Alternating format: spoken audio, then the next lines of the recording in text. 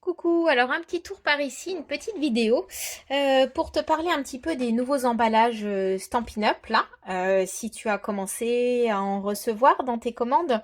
Euh, voilà, tu t'es rendu compte que c'était peut-être un petit peu déroutant, ou voilà, ça change de, j'en ai pris un autre là, de ces boîtiers format DVD, pardon, qu'on pouvait avoir.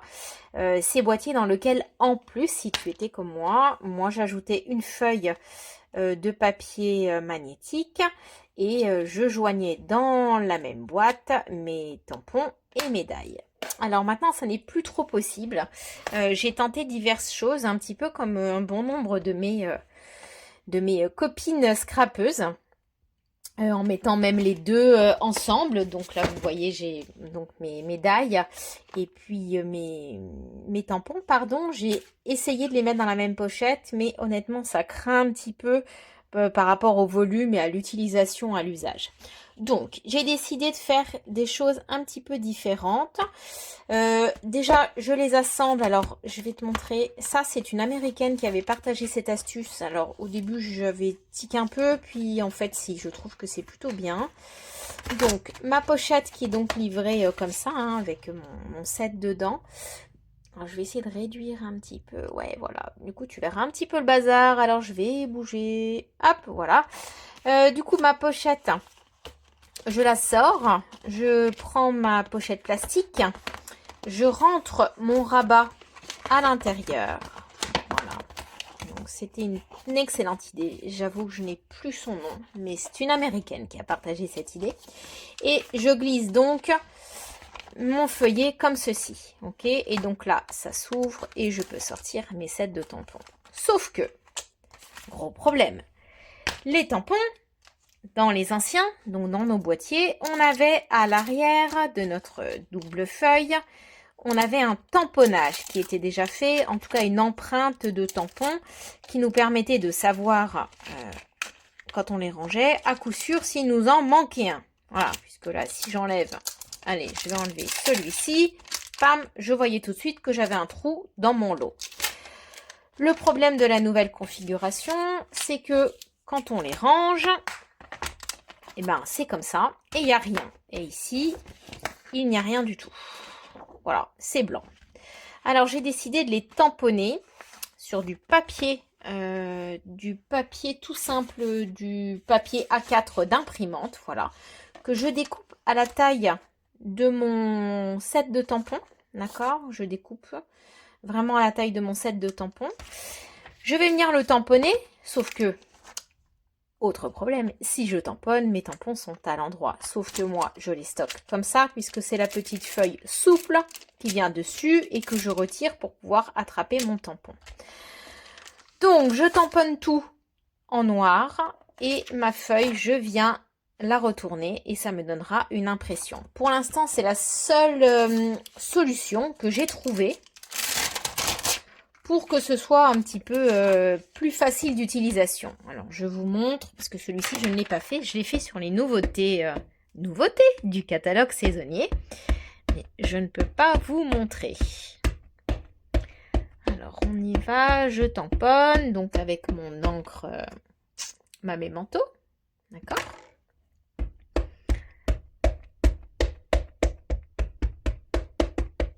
Voilà.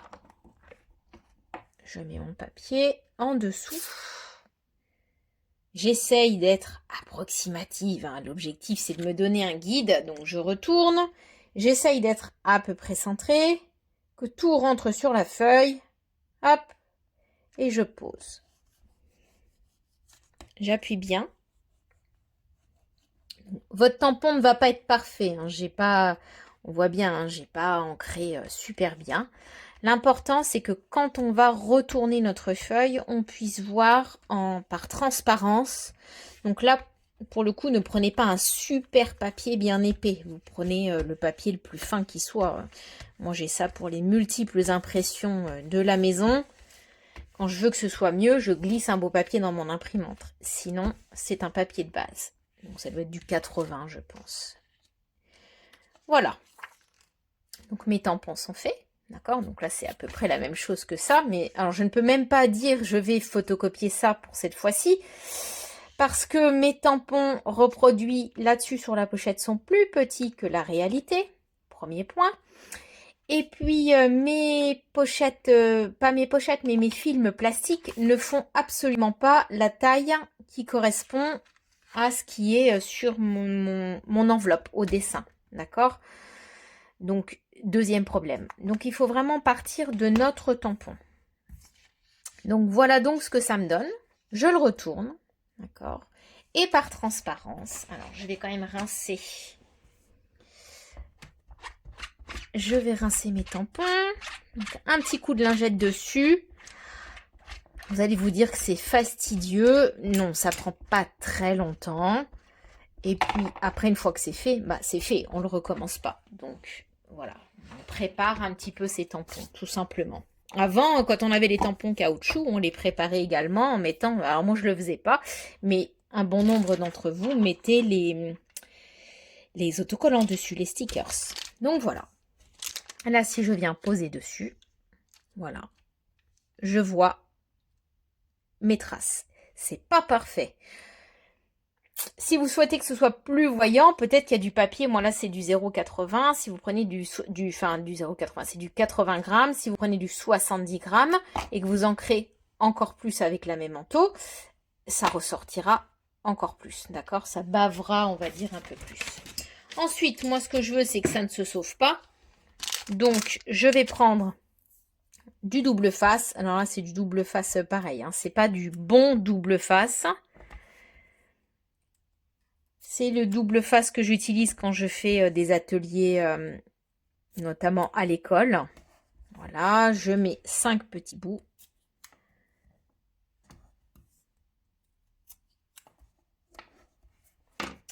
J'enlève.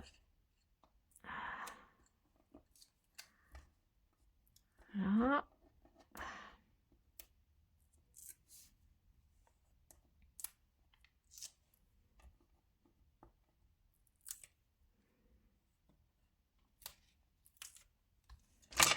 Voilà, et je positionne donc, c'est le feuillet rigide, d'accord? Je viens mettre mon feuillet rigide dessus, je le colle, tout simplement.